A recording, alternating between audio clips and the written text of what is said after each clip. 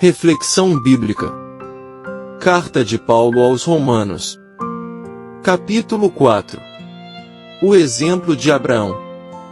No capítulo 4 de Romanos, veremos que Paulo começará a falar sobre a justificação da fé. Ele citará o exemplo de Abraão, pai da fé, para mostrar que a justiça se manifesta por meio da fé, e isso ocorreu antes que judeus e gentios fossem justificados pela fé. O seu bom argumento se concentra no episódio entre Abraão e Isaque, seu único filho, onde o patriarca obedeceu à ordenança divina para sacrificá-lo.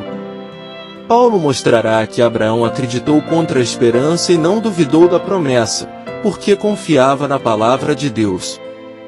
Contexto histórico. Paulo está ministrando sobre a justiça e fidelidade de Deus, afirmando que elas são independentes de opinião e de nosso comportamento pecaminoso. Aliás, isso só confirma sua fidelidade e justiça. A partir disso, Paulo mostrou que não há nenhum justo e que todos estão destituídos da glória do Pai, e em seguida, mostrará que a prática da lei não salvará porque somos incapazes de obedecer completamente, torna este um caminho impossível. A justiça salvadora e graciosa é revelada em Jesus, a propiciação perfeita e o sacrifício vivo na cruz. Deus ama a humanidade, uma parcela escolhida por Ele anteriormente, a obra é redentora e poderosa. Acompanhe a seguir o estudo completo de Romanos 4. Romanos 4 versículos 1 ao 25. Abraão era o pai da nação hebraica, Gênesis 12 versos 1 ao 3. Os judeus comumente acreditavam que o patriarca havia guardado toda a lei antes que ela fosse entregue no Monte Sinai, Gênesis 26 versos 5, de modo que ele tivesse algo para se gloriar. Paulo refuta essa ideia, mostrando que Abraão foi justificado pela fé e não tinha de que se gloriar. A história de Abraão. Versículos 1 a 3. Que diremos, pois, ter alcançado Abraão, nosso pai segundo a carne?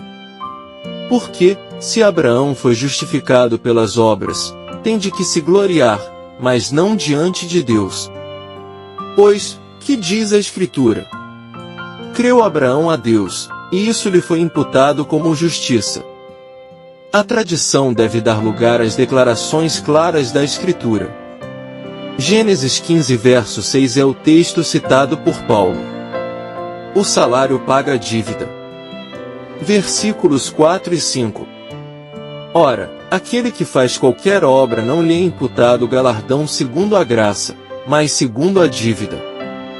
Mas, aquele que não pratica, mas crê naquele que justifica o ímpio, a sua fé lhe é imputada como justiça. Salário e graça são tão diferentes, quanto obras e fé. Paulo descreve Deus como possuindo uma série de livros assim como em uma contabilidade. O Senhor imputou ou creditou justiça na conta de Abraão por sua fé. Aquele que não trabalha, mas crê naquele que justifica o ímpio é uma expressão chocante. A reforma concentrou-se nessa passagem. Deus salva o ímpio, pecadores e seus inimigos, Romanos 5 verso 5. Embora os judeus considerassem Abraão como sendo um modelo de virtude, Paulo declarou que ele era meramente um pecador salvo pela graça. Ele foi justificado pela fé, exatamente como qualquer cristão. Deus apaga os pecados. Versículos 6 ao 8. Assim também Davi declara bem-aventurado o homem a quem Deus imputa a justiça sem as obras, dizendo: Bem-aventurados aqueles cujas maldades são perdoadas, e cujos pecados são cobertos. Bem-aventurado o homem a quem o Senhor não imputa o pecado. Davi, o maior rei de Israel, cantou a respeito da bem-aventurança que Deus lhe deu no perdão de seus pecados deliberados, nenhuma justiça de obras aqui. Davi entendeu que, no livro da contabilidade de Deus, seus pecados foram apagados, em seu lugar, se escreveu justiça. A citação de Paulo de Salmos 32 versos 1 e 2 esclarece e explica Gênesis 15 verso 6. Semelhantemente, O apóstolo associa a justificação e o perdão de pecados em seu sermão na sinagoga, registrado em Atos 13 versos 38 e 39. Antes da circuncisão Deus abençoou Abraão. Versículos 9 e 10. Vem, pois, esta bem-aventurança sobre a circuncisão somente, ou também sobre a incircuncisão? Por que dizemos que a fé foi imputada como justiça a Abraão? Como lhe foi, pois, imputada? Estando na circuncisão ou na incircuncisão?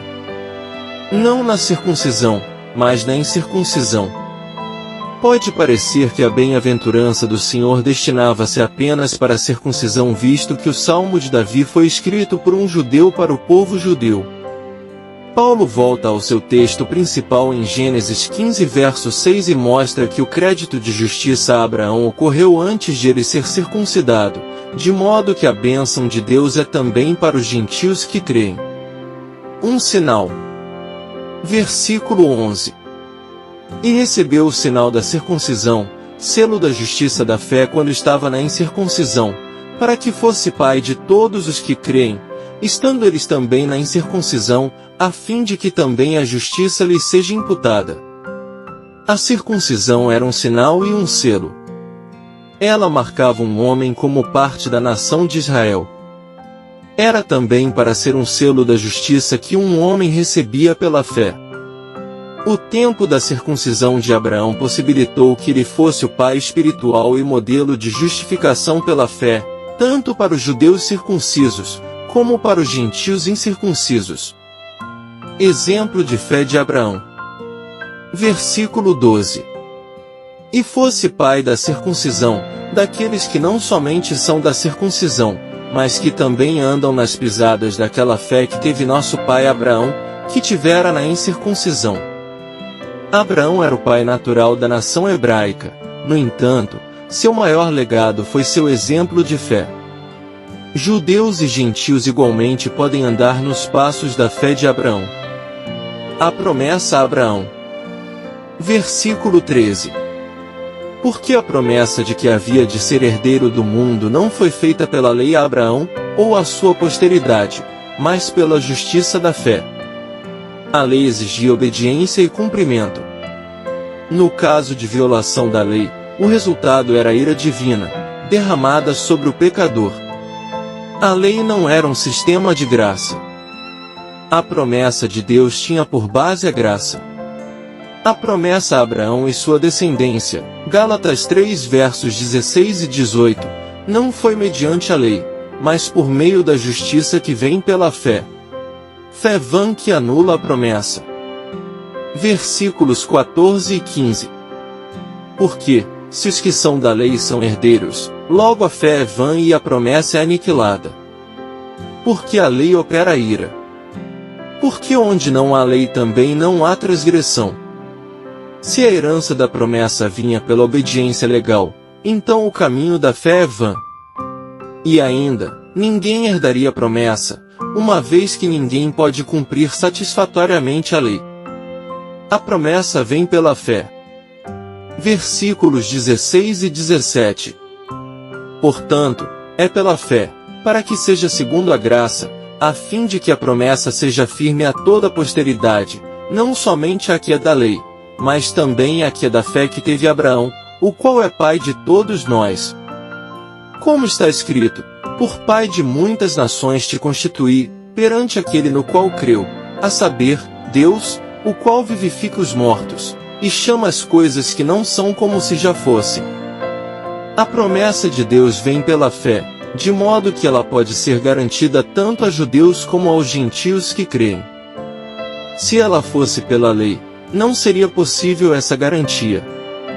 Portanto, para torná-la certa, a promessa era de acordo com a graça. Abraão também recebeu a promessa de ser pai de muitas nações. O patriarca creu em Deus, que do nada tudo criou e vivifica os mortos. Abraão creu. Versículo 18. O qual, em esperança, creu contra a esperança, tanto que ele tornou-se pai de muitas nações, conforme o que lhe fora dito, assim será a tua descendência. Parecia humanamente impossível para Abraão tornar-se pai de muitas nações, sendo ele já velho, mas o patriarca colocou sua esperança na promessa divina. Forte na fé. Versículos 19 ao 22. E não enfraquecendo na fé, não atentou para o seu próprio corpo já amortecido, pois era já de quase 100 anos, nem tampouco para o amortecimento do ventre de Sara. E não duvidou da promessa de Deus por incredulidade, mas foi fortificado na fé, dando glória a Deus. E estando certíssimo de que o que ele tinha prometido também era poderoso para o fazer. Assim isso lhe foi também imputado como justiça. Abraão fez uma avaliação realista de suas possibilidades para ser pai. Ele já contava cerca de 100 anos de idade, e Sara não tinha filhos e já havia passado muito da idade para gerar filhos. Abraão, no entanto, não duvidou da promessa de Deus, e o Senhor fortaleceu sua fé. Seremos iguais a ele. Versículos 23 e 24. Ora, não só por causa dele está escrito, que lhe fosse tomado em conta, mas também por nós, a quem será tomado em conta, os que cremos naquele que dentre os mortos ressuscitou a Jesus nosso Senhor. Todas as coisas nas Escrituras são para nosso benefício. As experiências de Abraão são tão relevantes para nós como foram para ele, pois servimos ao mesmo Deus Criador, que pode fazer aquilo que é humanamente impossível. Recebemos o crédito de justos diante de Deus do mesmo modo que Abraão, pela fé. Quem entregou a Jesus por nós? Versículo 25.